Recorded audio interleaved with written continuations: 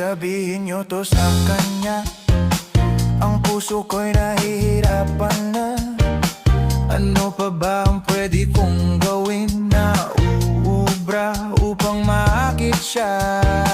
Palagay kaya ako ng tato, magpatubo ng balbas ang uso, magpalaki ng muscle sa braso, magpadagdag ng puwet kay belo. Buksan mo, papasukin ako, bulaklak para sa'yo.